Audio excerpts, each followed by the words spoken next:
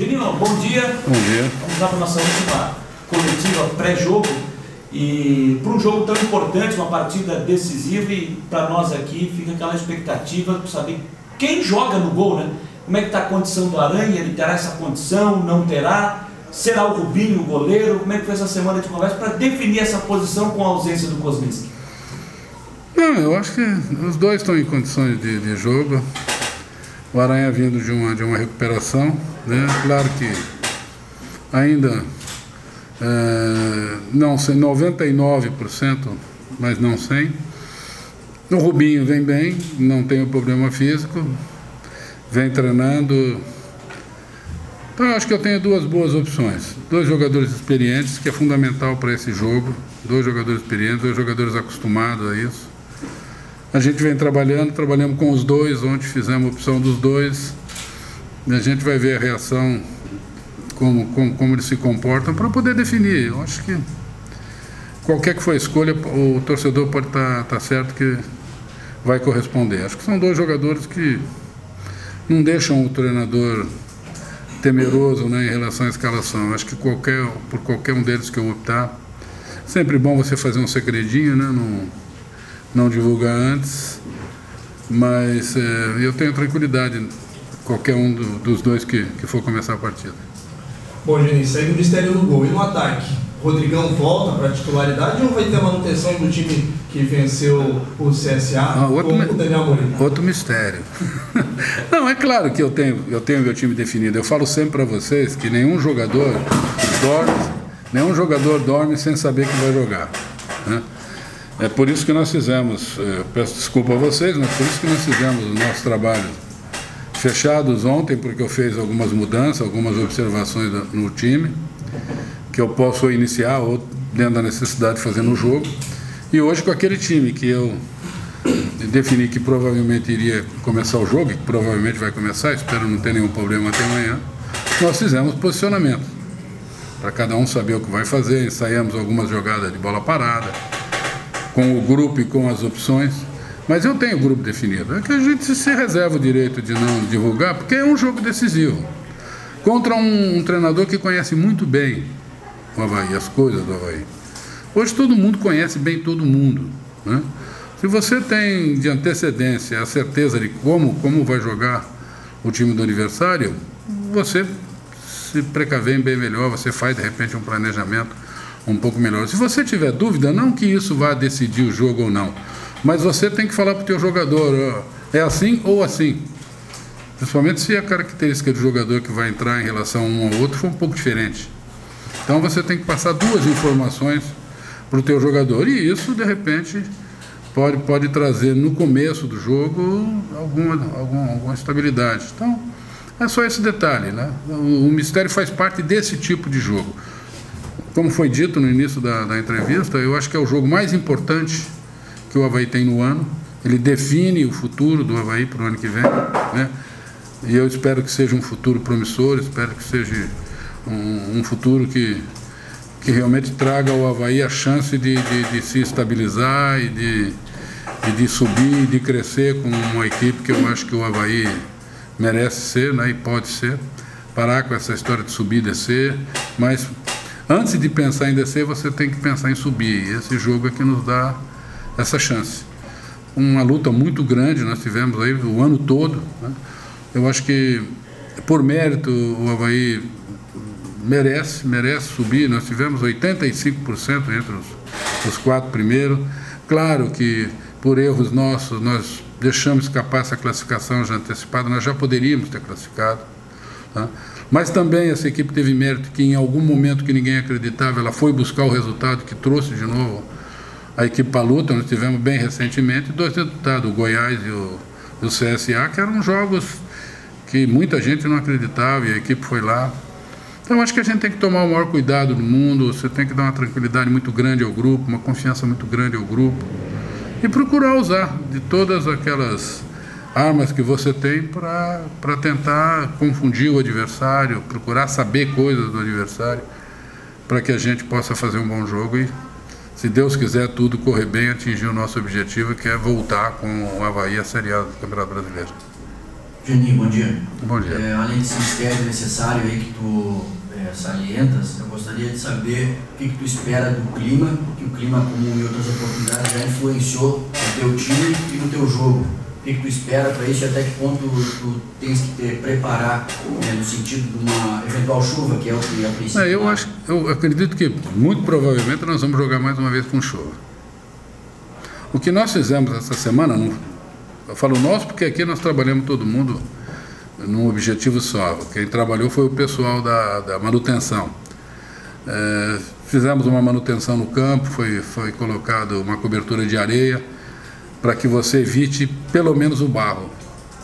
Que você possa ter um campo pesado, você possa ter até algumas poças, porque aí depende mais da drenagem do que de outra coisa, mas que a gente evite aquele barro que causa a instabilidade do jogador, que causa o escorregão do jogador, para que se nós tivermos uma chuva, o campo apresente uma condição melhor do que aquela que apresentou contra o Fortaleza.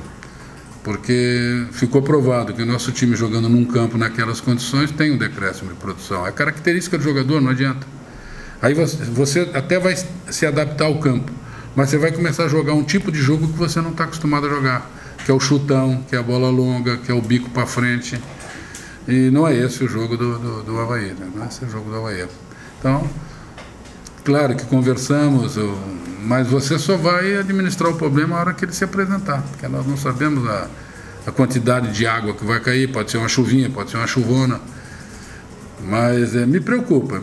Eu gostaria de jogar com sol, gostaria de jogar com um campo bom, eu acho que seria bom para o jogo, porque o campo molhado ele se define de repente num lance fortuito, numa bola que pinga e desvia, num escorregão, numa falha por algum motivo. Então você fica convivendo com problemas que de repente num campo seco você poderia não ter. Geninho, bom dia. Olhando para trás, você chegou na segunda rodada, se não me engano, olhando para trás, o que mais te marcou nesse campo, independentemente do acesso, independentemente do que aconteça em campo amanhã, mas se olhando para trás, assim, o que você vai guardar desse grupo? E aproveitando também esse seu jeito sereno, tranquilão, assim, se uma semana dessa, assim, você também fica mexe, você também fica um pouco ansioso, nervoso? Não, o que eu vou guardar é o que eu venho falando para eles. Esse talvez tenha sido um dos melhores grupos com quem eu trabalhei nesses meus 30 anos de treinador. Foi um grupo que durante esse período todo não me deu nenhum trabalho. Eu não tive nenhum ato de indisciplina, não tive nenhum ato de rebeldia, eu não tive nada que de repente você chegasse para dar o treinamento e tivesse aquele grande problema para você administrar no grupo, né? Os problemas que nós tivemos aqui foram problemas ínfimos. Um grupo muito unido, que se gosta, um grupo onde você escalava, e é claro que o jogador que não era escalado não ficava contente, ele não saía dando risada, mas ele sempre respeitou a decisão do treinador e respeitou o colega que estava jogando e sempre torcendo para o colega que estava jogando. Então eu levo realmente um carinho muito grande por esse grupo.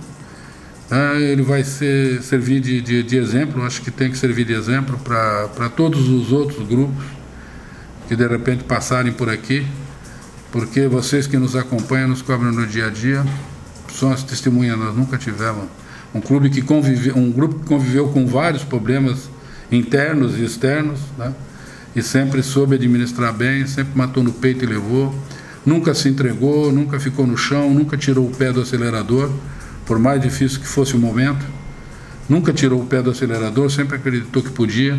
Por isso que eu acho que por merecimento esse grupo merece subir, merece ficar marcado na história do Avaí como um grupo que conseguiu atingir o acesso. Então, isso é o que me marcou, porque vitórias, derrotas, umas eu vou chorar muito, né? Eu choro algumas derrotas mais que as outras, né? E algumas vitórias me marcaram também mais do que outras, porque existem toda vitória 3 pontos, toda derrota 0, mas elas têm uma conotação diferente. Eu citei 2 vitórias aqui dificílimas de se conseguir, que era o Goiás em Goiânia brigando, porque nós jogamos numa reta final, brigando por 2 equipes que estavam com a vitória praticamente com o pé no acesso. E a equipe vinha nessas 2 situações de resultado negativo. Então são vitórias com conotação diferente. E alguns jogos que você não engole a derrota, né? Por mais que você esteja acostumado, que ela faça parte, E esses pontos das derrotas estão impedindo que nós já estivéssemos comemorando esse acesso há algum tempo. Mas eu levo de positivo e mais marcante o grupo, o comportamento desse grupo, a gana que esse grupo tem de atingir o objetivo. Eu acho que vai ficar marcado sempre. E aquela questão tranquilão, ser tranquilão? Eu procuro ser tranquilo, porque eu acho que se o jogador olhar o comando e não ver o comando tranquilo, como é que você vai cobrar a tranquilidade do grupo? Então eu procuro, claro que dentro eu estou fervendo, né? Eu tenho a mesma responsabilidade, eu tenho a mesma ansiedade. Talvez pelo fato de ter passado já por várias situações dessas, me dá um pouco mais de tranquilidade de conviver com essa situação. Mas eu acho que cada situação motiva. Eu acho que um acesso, eu digo sempre isso, um acesso é um título. É um título. Eu vou chegar no mesmo lugar que o Fortaleza. Eu vou ter a mesma vantagem que o Fortaleza. Fortaleza não vai entrar com um ponto extra para começar a Série A, vai começar do zero, como eu. Então, eu acho que você subiu, você tem que comemorar como se fosse um título. E título você não consegue toda hora na tua vida, né? A satisfação pessoal de você atingir um objetivo que você se propõe, ela não tem preço, não tem dinheiro que pague, né? Então é claro que mexe comigo, mexe, eu procuro ver tudo, eu caço fantasma, eu procuro me cercar de tudo, mas eu procuro passar uma tranquilidade para o jogador e para os outros membros da comissão técnica ou para qualquer pessoa, porque eu acho que o comandante tem que ser assim. Se você demonstrar instabilidade, se você demonstrar desconfiança, se você demonstrar que você não acredita, como é que você vai cobrar isso do teu grupo? Então eu acho que esse meu comportamento ele tem que ser, sempre fui assim, tá? Procuro às vezes me controlar um pouco, procuro às vezes não externar tanto a minha ansiedade, às vezes o meu descontentamento, procuro também quando ganho não ser muito eufórico, não sair pulando, virando piruleta, procuro manter uma neutralidade, mas eu sou um ser humano como todo mundo. Eu apenas procuro controlar um pouco mais minhas emoções e procuro externá-las de uma maneira mais tranquila. Juninho, depois daquela derrota para o Fortaleza, muito se questionou a postura do Avaí de não ter segurado o placar, aquele pontinho que hoje está fazendo falta. É um jogo para ficar atento aos outros resultados, principalmente o do CSA, e já aproveito e emendo também se você acredita que, pela situação do Juventude, de já estar rebaixado, com um time praticamente sub-20, vai ter algum favorecimento a favor da equipe de Alagoas? Bom, primeiro, graças a Deus, aquele ponto do Fortaleza não está pesando em nada, porque eu jogaria pelo mesmo empate e precisaria da vitória da mesma maneira se tivesse acontecido. Mas eu chorei muito aquele ponto, chorei muito, reclamei muito aquele ponto, realmente houve um desencontro de informação, muita gente sabia o resultado, menos quem deveria saber, né? Mas eu digo que os erros acontecem na vida para que você aprenda com eles. Normalmente se aprende de uma maneira dolorosa, qualquer que seja o erro, mas que você aprenda para não repeti-los. Então está sendo montado um sistema de informação muito grande para que a gente acompanhe. Porque é claro, se você de repente vê um resultado que te favorece lá, o jogo aqui toma outra conotação, porque o resultado de lá pode favorecer um lado ou outro, como o resultado de lá pode incendiar meu adversário, né? Então a gente vai ter que acompanhar mesmo seguidamente essa situação em relação ao comportamento disso aí. Agora, espero que a gente não precise muito do resultado de lá. Nós jogamos pelos nossos méritos, jogamos pelo nosso resultado. Vamos jogar na nossa casa, eu acredito que a torcida vai estar presente, a gente sente, caminhando na cidade, o ambiente é outro, né? Muita gente que ficou meio descrente depois daquela derrota contra o Fortaleza, com essa vitória que nós tivemos contra o CSA, reacendeu a possibilidade, a combinação de resultados nos trouxe essa chance. Então eu acho que o torcedor havaiano hoje ele está acreditando mais, ele vai vir jogar a favor do clube, vai vir jogar com o clube, e eu acho que isso vai ser fundamental, vai nos ajudar demais, porque eu tive do outro lado, eu trabalhei na Ponte, eu tenho certeza que vai vir, o número de torcedor que a Ponte puder trazer, ela vai trazer, e esses torcedores vão jogar junto com o time da Ponte, porque é uma torcida que compra a briga e joga junto. Então nós não podemos, de repente, ter a torcida do adversário incentivando mais o adversário do que a minha. Não acredito mesmo. Tenho certeza que o havaiano vai estar aqui, o torcedor do Avaí vai estar aqui, a nossa torcida organizada estarão aqui, e todo mundo pensando de maneira positiva, tá? Não vamos esquecer que se o jogo terminar como começa, nós subimos. Então não começa de repente pressionar muito o jogador para ele tentar de repente correr atrás de um gol e tomar um gol de contra-ataque. Claro que nós vamos tentar ganhar o jogo. Não estou dizendo aqui que nós vamos jogar pelo empate, não vamos não. Porque quem joga pelo empate acaba perdendo. Eu penso assim. Nós não vamos mudar em nada a nossa postura de jogar, mas nós não podemos nos precipitar. É um jogo que nos dá a chance de buscar o resultado com mais calma, apenas isso. E o torcedor tem que entender isso também. O torcedor não pode passar a ansiedade dele para dentro do campo. O jogador já vai estar uma pilha.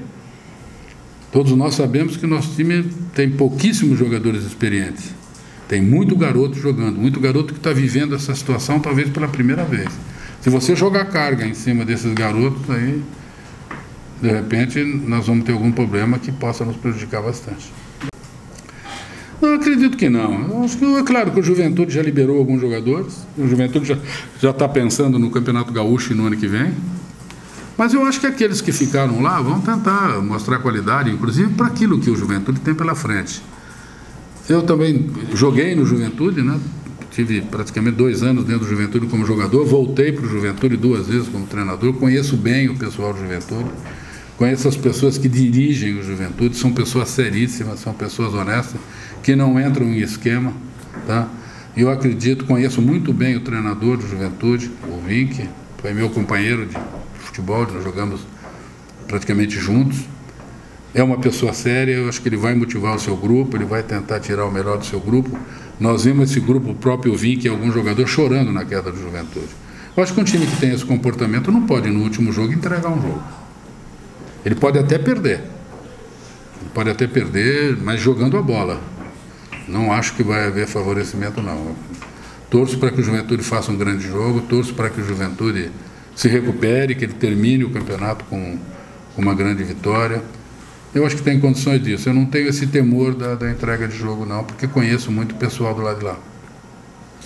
Oi, Juninho, pelas minhas contas que eu fiz aqui, você falou que tem 30 anos de trabalho, um pouco antes deles, que você foi comandante, você foi treinador em um pouco mais de 30 clubes, né, aqui dentro do país e fora também. E você já viu, sentiu tudo nesse futebol, você já fez todas as ações de futebol. Agora vem um acesso, uma possibilidade de mais um acesso na sua carreira. Por mais que você tenha visto tudo isso que aconteceu, como é que está o Geninho assim, por dentro? Eu sei que você mesmo disse, você é ser humano, sente a mesma coisa, mas com tudo que isso aconteceu, é mais um jogo, é mais um acesso, não? Como é que está sendo para você? Não é mais um jogo, não é mais um acesso, não é um jogo normal, não é um dia anterior ao jogo normal, não vai ser um dia de jogo normal. Mesmo com tudo que você viveu? Mesmo com tudo que eu vivi. Eu acho que cada experiência é uma experiência. Cada experiência é uma experiência. Eu acho que isso é o coroamento de um trabalho todo que eu fiz esse ano, que eu me propus a fazer. E eu acho que, como todo ser humano, acho que toda pessoa, quando você traça um objetivo na tua vida e você alcança esse objetivo, você se sente realizado. E cada vez que eu traço um objetivo, ainda mais na minha idade, eu acho que os desafios na minha idade me motivam muito. Eu fui perguntado, por que você ainda está trabalhando? Porque eu gosto disso, eu tenho tesão no que eu faço. Então eu ainda sonho com as coisas, eu me empolgo, de repente, com um título, eu me empolgo com uma classificação, eu me empolgo com um trabalho bem feito, com uma vitória. Eu ainda sinto muito uma derrota e me empolgo muito com a vitória. Às vezes eu não extravaso isso aí, porque é o meu jeito, tá? Vocês vão ver, de repente, eu ganhar o jogo, eu classificar o Avaí, vocês não vão me ver pulando que nem um doido para dentro do campo. Mas eu vou estar imensamente feliz por dentro, e eu vou ter a mesma satisfação, de repente, que eu tive quando eu ganhei o título brasileiro. Porque vai ser a realização de um trabalho, vai ser...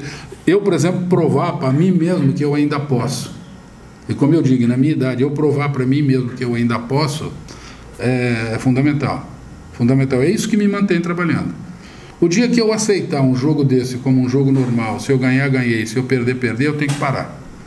Eu tenho que pegar minhas varas e pescar, tenho que cuidar de neto, tenho que fazer outra coisa e largar o futebol. Enquanto eu tiver esse fogo que eu tenho, esse tesão que eu tenho por trabalhar, de querer ganhar. Tá? Eu falo sempre para meus jogadores, acreditem como eu acredito. Tá? E tenham fé como eu tenho a fé que nós vamos chegar. Então, pode ter certeza que eu estou tão ligado quanto eu tive lá atrás, no começo. Eu acho que, como eu disse para você, o acesso é um título. Então eu estou disputando um título, amanhã eu vou disputar um título, mais um título na minha vida. Tá? E gostaria muito de colocar no meu currículo mais um acesso. Isso seria um presente meu para mim mesmo de Natal. Eu estaria me dando um presente de Natal. Quem me conhece sabe que é assim mesmo. Ô, Geninho, eu preciso fazer duas perguntas. Né? A primeira sobre como está a condição do Igor Fernandes. Ele recuperou, ele vai estar à disposição para esse jogo? Não, está fora, tá fora. O Yuri joga, como você nos disse depois do jogo? Está fora. Entre o Yuri e o João. O João treinou ontem bem também. É da posição. Tá? Mas o Igor está fora. O Igor está fora? O Igor está fora. E outra questão, só gostaria de voltar no assunto do Rodrigão. Quando a gente abordou esse assunto contigo, depois do jogo lá em Maceió, você disse que não gostaria de falar muito sobre o assunto, porque gostaria de ter uma conversa com o Rodrigão primeiro, saber o que aconteceu, ouvir o jogador, para depois poder falar um pouco mais sobre esse assunto. Você conversou com o Rodrigão, o que é que ele te passou? Esse assunto foi resolvido internamente? Não, foi resolvido internamente. O jogador teve um problema de saúde, uma amidalite que quando ele chegou na segunda-feira está com febre muito alta, de 40 graus. O nosso departamento médico é altamente competente, mas não faz milagre. Então entrou-se com antibiótico, o antibiótico demora 3 dias para começar a fazer um efeito mais eficaz. O jogador não treinou segunda, terça, quarta e quinta. Nós viajamos na quinta de manhã, ele ficou fora. Só que na quinta-feira ele já teve uma melhora muito acentuada. Ele esteve no clube, não treinou, mas esteve no clube. Na sexta-feira ele trabalhou. Chegou na sexta-feira. Se a viagem fosse na sexta, talvez o Rodrigão até viajasse, pelo que me foi passado pelo departamento médico, porque ele se apresentou bem. Claro que não tinha treinado sábado, domingo, segunda, terça, quarta, 5 dias. Talvez ficasse fora pela sequência de não treinamento. Mas ele se apresentou bem. Ele fez o treinamento dele pela manhã. Ele não necessitaria um tratamento à tarde. Ele fez um treinamento de campo, que é o que ele podia fazer. E depois saiu com a família, foi ter uma vida normal. Ele que não tinha ficado sem comer 4, 5 dias, optou por ir para um restaurante. E depois, no dia seguinte, foi dar um passeio à praia, estava bem. Não deveria ter ido. Eu falei para ele, as pessoas têm que ter o bom senso.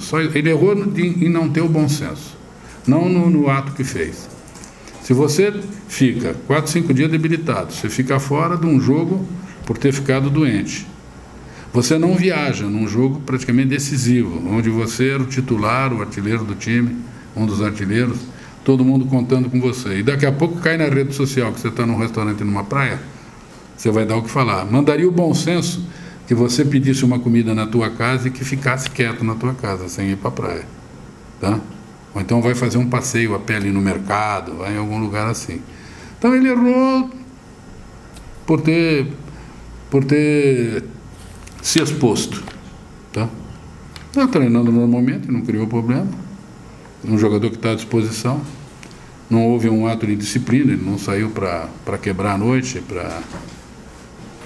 para fazer nada que o denegrisse. Então, está no grupo e está convocado, de repente vai para o jogo, não tem problema. Bom, você falou que ainda tem uma dúvida do João Paulo ou do Yuri. Essa dúvida é justamente pelo aquele lado direito da Ponte Preta ser um lado muito não, eu não forte. tenho. Deixa eu falar para você, eu não tenho dúvida, meu time está escalado.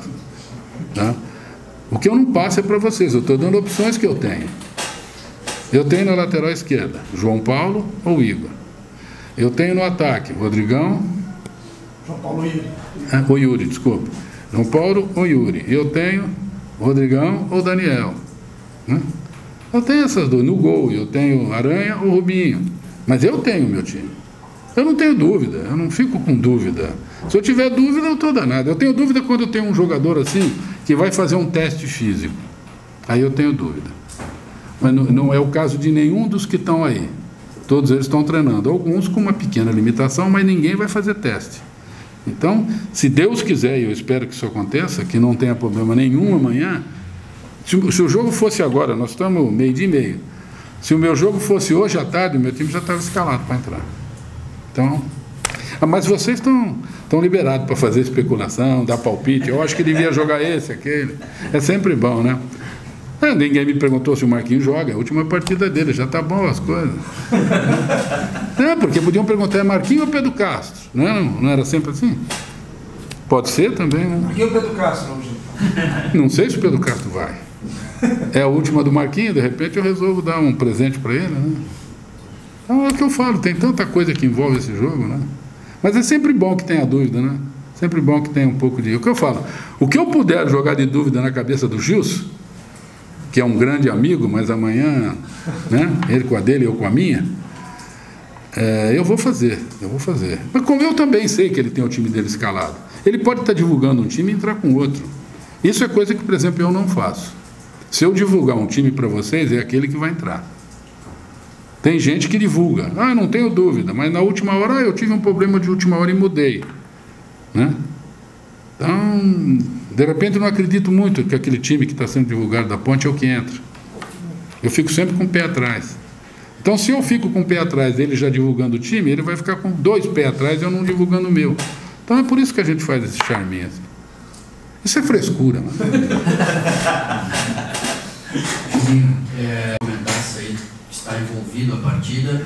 Gostaria de saber o que tu lembras, o que tu traz do acesso de 2014 aqui com o Avaí, e o que isso aí pode trazer favoravelmente aí nessa decisão, né? Olha, eu acho que o nosso acesso desse ano está mais fácil do que foi aquele de 2014. Porque aquele lá eu não jogava só por mim. E essa é uma situação que me deixa muito angustiado. Muito, muito. Se eu fizer o meu resultado amanhã, não me interessa nada do que aconteceu. Se eu ganhar o jogo ou se eu empatar o jogo, eu subi. Eu não preciso saber se CSA ganhou, se o outro... Mesmo porque agora nós estamos ligados praticamente em 2 jogos só. É aqui e o de Caxias. Naquele ano, eu tinha que ganhar, eu tinha que torcer para o Boa não ganhar do Icasa, e eu tinha que torcer para o Atlético Goianiense não ganhar do Santa Cruz. Fora eu ter que ganhar do Vasco. Então não adiantava eu ganhar do Vasco. Eu tinha 2 jogos, o jogo do Boa com o Icasa é parecido com o do Juventude hoje com o CSA. O Icasa tinha mandado todo o time embora. E o Boa vinha babando para classificar. Então, eu dependia desse jogo, dependia demais. Não adiantava eu ganhar do Vasco se o Boa ganhasse do Icasa. Não adiantava eu ganhar do Vasco se o Atlético Goianiense ganhasse do Santa Cruz. Então foi muito mais sofrido o de 2014, e graças a Deus, né, ele nos abençoou em cima do nosso mérito, porque eu acho que tudo é mérito. Eu falo que na vida da gente você só recebe coisa por mérito. Você colhe o que você planta. Você plantou laranja, você vai colher laranja. Eu nunca vi ninguém plantar laranja e colher abacate. Plantou laranja, colhe laranja. Eu acho que o que esse time fez durante todo esse campeonato, ele merece uma boa colheita. Tá? Como aquele time.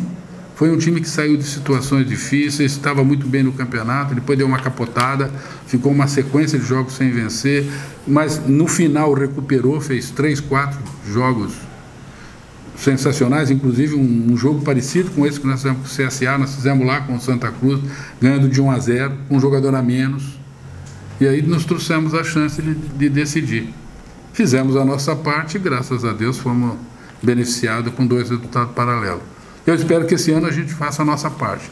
Se nós fizermos a nossa parte, se eu for beneficiado, vou ficar muito contente pelo Juventude, que é um time que eu gosto, um time que faz parte da minha história. Muito bem, mas se de repente não aconteceu o resultado do Juventude, se aconteceu o meu, já está muito bom.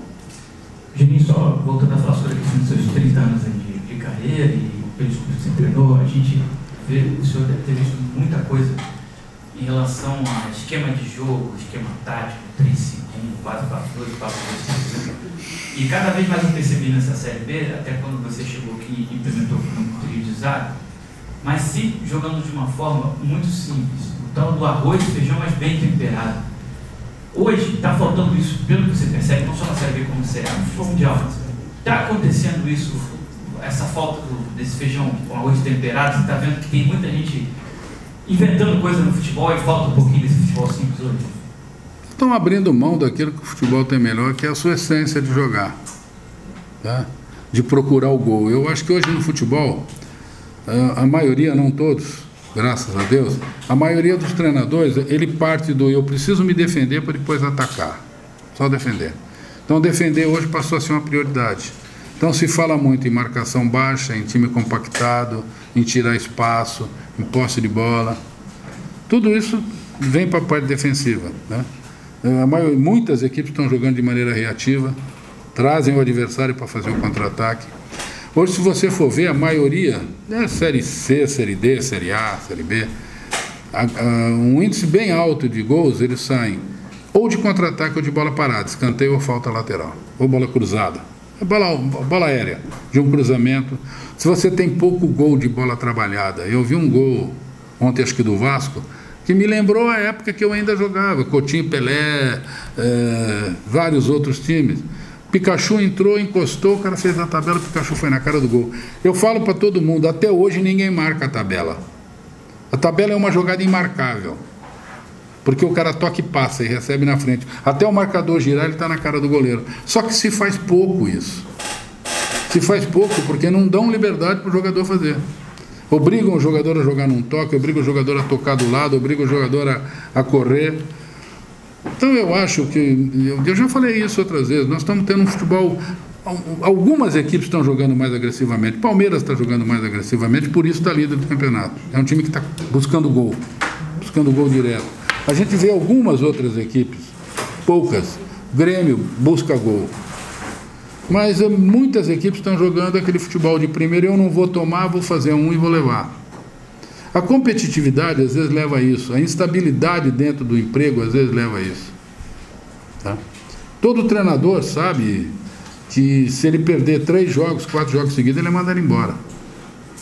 Tem treinador que tem hoje uma estabilidade financeira ou uma situação que administra isso com facilidade. Tem gente não, que precisa fazer a vida ainda, que precisa se firmar.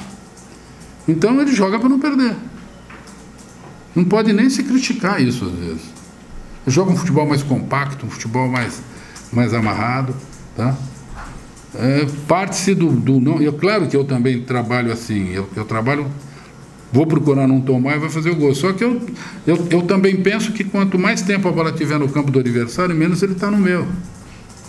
Por que eu gosto às vezes de jogar no 3-5-2? Porque o meu lateral leva o ponta lá no fundo.